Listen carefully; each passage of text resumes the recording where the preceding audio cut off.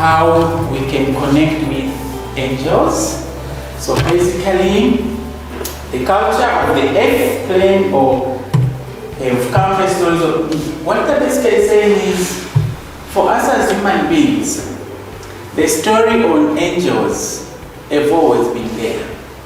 Whether you go to China, whether you go to the US, whether you go to the village, the story on angels are everywhere.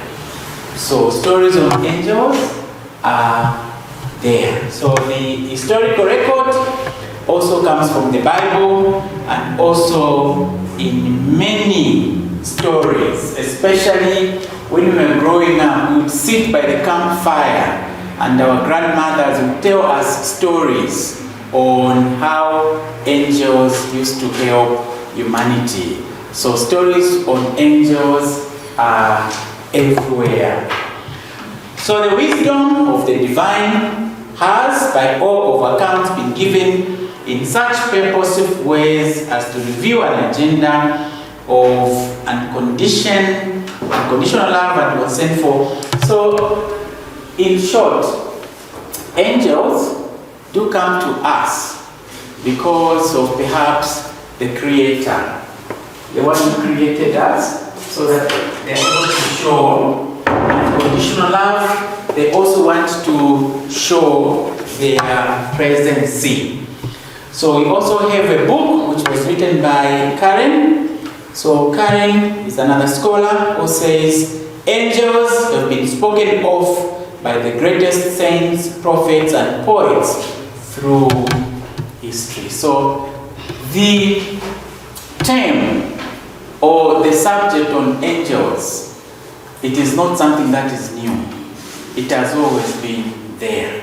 But the problem is sometimes we don't pay attention to these type of discussions. So they've been sung about and dreamed of. So perhaps most of us have dreamed angels. And also others have painted them. So angels, the story of angels, tell us you've dreamed about angels. Not so, not yet. Okay, I'm sure you will today after this discussion. Yeah. So angels have been there, and it is a topic that has been around ever since humanity started living. So angels are also mentioned, especially for us Christians. So angels are mentioned hundreds of times in the Bible. So the story of angels is not a new story. Then they're also saying there is unmistakable and profound reasons why every culture, every religion, every nation, down through the ages and every part of the world extols angels as fit representations of man's highest conception of love and goodwill. So in most cases, angels bring love. In most cases, angels bring goodwill. And sometimes when we dream, we always dream angels perhaps helping us in difficult situations. So angels are associated with love and goodwill. So they are also saying this constant reminder of the divine presence in the stories of our cultures is empowering. It brings us the hope to feel the connection of ourselves to the Creator. So perhaps angels are there to show this connection between us human beings who are in physical bodies with the person who created us, whatever name that you are going to give us. So angels become some kind of a go-between, some kind of a reminder to remind us that there's actually someone above or bigger than us. So they affect our highest senses, inspire our thoughts, and reflect our greatest aspiration. So basically they are there to sometimes inspire us. They are there sometimes to make us look forward to a new day, or make us look forward to something good. So angels can come in our dreams that I've talked about, or perhaps they can come just as an inspiration, or maybe you're just walking, be able to see an angel. So they can come sometimes as a light, or sometimes they will come as a stranger. So angels are not just the human beings. No, angels sometimes can be in a form of mercy. So mercy becomes an angel, perhaps to the person that is, or that means something. Then the question is, what is an angel? So what is an angel? Would you want to answer? What is an angel? What? What is an angel? I cannot answer who. Okay. Okay, who is an angel then? Okay. An angel is a heavenly being that are usually sent by God to give messages, to heal, to protect, or anything. Exactly. Yeah, exactly. So for me, the word angel simply means messenger. So this is just what you have said. So angels are literally messengers who are themselves the message. So he is a messenger, and at the same time, he is the message. Or she is a messenger, and at the same time, she is a message. So angels are holy beings, just as you say, who perform divine tasks in the service of the person or the Holy Spirit, or of course the greater good. So there's something that has created the angels. So the angels are there as messengers between the human beings who are physical bodies and of course the person who created us. So they bring messages of hope and joy. Angels are citizens of inner space, so they are there to perhaps guide us. So some people believe angels are the thoughts of God. So others will tell you, no, angels are basically the thoughts of God. While others hold that they are the creation of the divine Mother Spirit. So those are two arguments by scholars. And by the way, even you guys can become scholars if you just want to study on angels.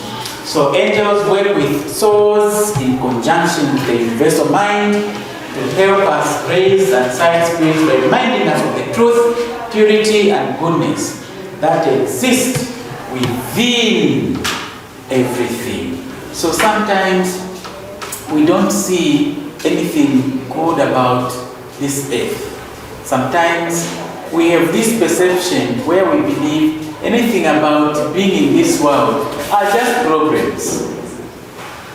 Yeah? That this is just a world of problems. And sometimes problems are basically 5%. 95% of how we live on this earth is happiness, but then we don't see it. So sometimes angels come in to try and remind us that actually living on earth is something that is very good. Then all major religions of the world contain references to angelic intervention. So whether you talk about the Muslims, they've also got angels that intervene in times of stress, in times of trouble. When you talk about our Bible, angels are there to help human beings. When you talk about the Buddha, angels are there to help them. When you talk about Taoism, angels are there to help. So almost all the religions, there's angels to help human beings. Then in our Bible, there's also something like this: be careful when entertaining strangers, for by doing many have entertained angels unawares. So you may have interacted with angels who look like humans without being aware they are heavenly beings like me. Did you get that? How can you know that this is an angel? How will you know that this is an angel? Sometimes the way they will interact interact with you.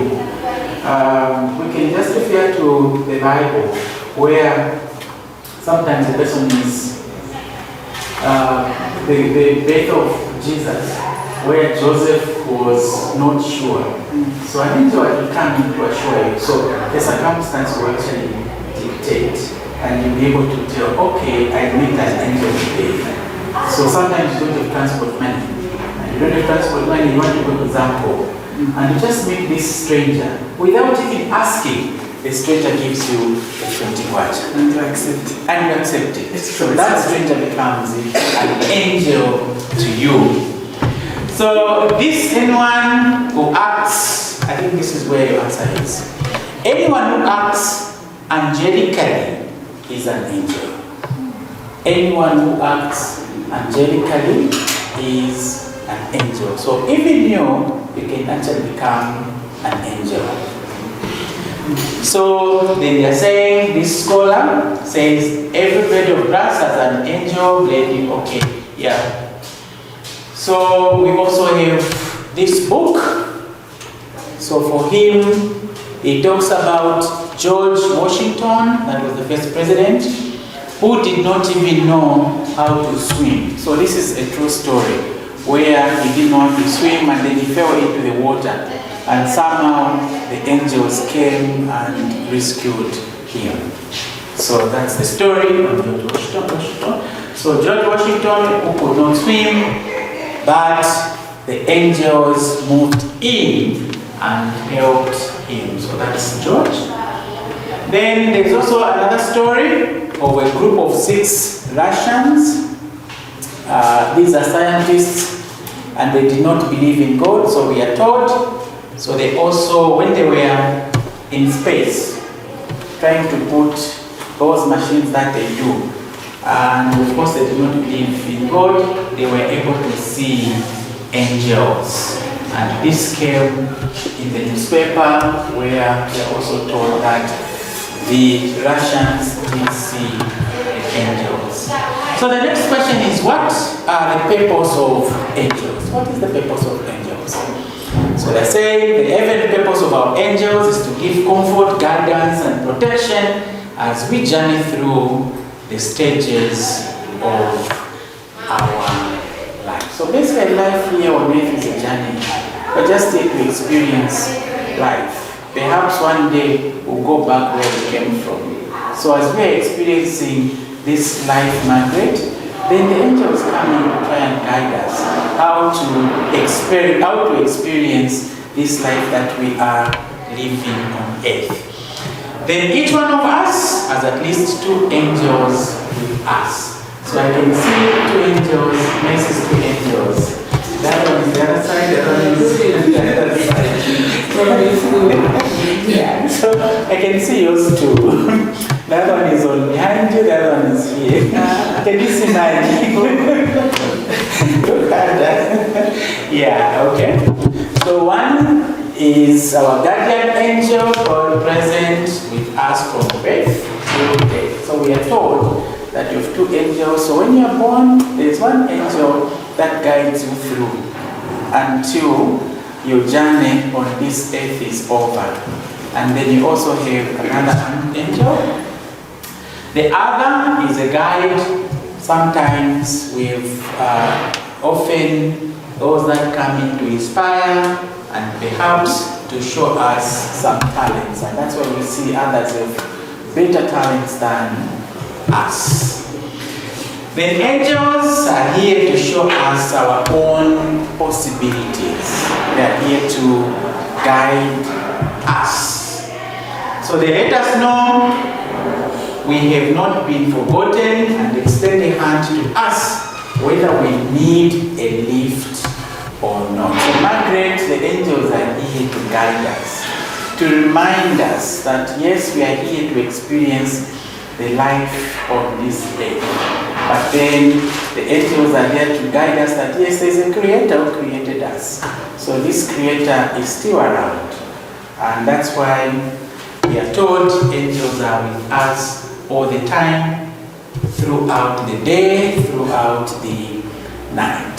Then they say through their intentions, they reacquaint us with everything wonderful about living so that we can be reminded of what our life purpose is. So each one of us has a purpose.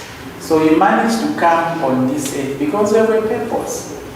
She is here because she has a purpose. She is here because she has a purpose. You can see we even ate biscuits. Didn't we eat biscuits? Yes. And they gave us energy. So that is also a purpose. So life is all about the purpose that we have been assigned to do. So when an angel gives us glimpses of our own journey home, it causes a miracle within us. So that miracle is the greatest poetry the soul can ever know. Our angels sing with joy when they see us feeling peaceful and very happy. So when they see Esther very upset, then the angels are not happy. For instance, Esther has these negative thoughts inside her, so the angels are not happy. But when Esther pushes all these thoughts out of her mind, and she forgives all those people that have done something wrong to her, the angels celebrate. Because they are going to celebrate, Esther becomes happy. And because if Esther is happy, she's not going to hate any other person. So this is what these scholars are saying. Then why are angels here? So angels are here to assist us in raising our vibration in the process. They here and help heal our lives and the world. More and more people are reporting encountering with heavenly beings. So the idea here is, if you want to encounter an angel, you can actually do it. At least I've encountered once.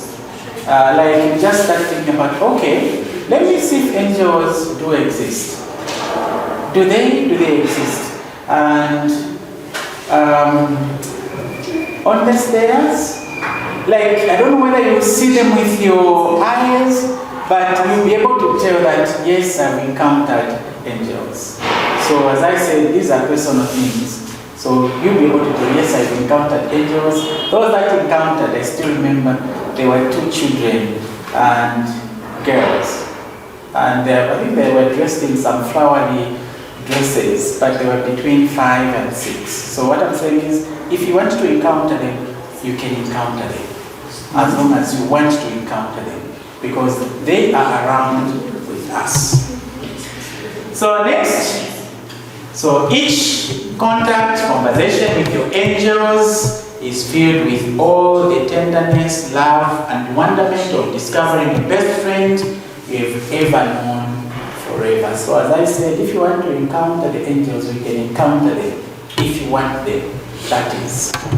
Yeah. So talking with angels is an entirely natural relationship, although over the centuries it's become obscured by the belief that if you can't see something or touch it, it isn't real. So when we were growing up, when we were very young, it was very easy to encounter angels because at that time, we just came from where we came from. And by then, we had not been influenced by, first of all, greed, then the physicality, then the science, and everything has eroded how we look at where we came from, how we look at how we can talk to angels. So what you're saying is, it's really up to you to try and you'll be able to speak to your angel. So the angels are here, even in this class. I can see 2 there. They are with us, whether we believe in them or not. So whether we believe in them or we don't, they are here. Yeah, they are. Okay? So the healing task of angels is to help us shift the frequencies to the highest level. This is the process of ascension. So we are on the pathway of discovering that we are one with God. When we truly understand and live with this knowledge, we are in the state of ascension. So sometimes we have pushed this idea. Now, the example that I can give is, if you come from perhaps a guava, then you are also part of a guava. So you become a guava as well. So since we came from God, we are also part of God. And we are also God. So if we are also God, it's very easy for us to speak to the angels. But as I said, we've been influenced as we are growing up. So we focus more on physicality. Things that we see exist. Things that we don't see do not exist. And that's where we are missing the point. So perhaps after this discussion, we'll try to rethink, we'll try to reflect, we'll try to meditate and see our position in this area. So this knowledge affects every interaction with others. Think for a moment how your life would be if you are consciously aware that everyone with whom you talked was the divine aspect of your God. So basically they're saying every human being that you see is perhaps a copy or a photocopy of his own creator. And that's why we hear this saying, it says wonderfully, fearfully created. So basically they say every person that you meet is perhaps wonderfully, or the person that you meet is also part of God, because it was created by God. So you feel complete and total love for these individuals and for yourself. So once we internalize this feeling that whoever we're going to meet is part of God and we're also part of God, then the perception of how we look at human beings will be totally different. Because if you are God and I'm God, because we're created by Him, then there will be that love and perhaps the greed which is there, the hating of others. Sometimes we even, remember I talked about us planning to hate others. So you not plan to hate others because you all come from the same source. Then you would experience life as a heaven on earth. Now imagine if everybody loved each other here on earth. So it simply means that you experience heaven here on earth. So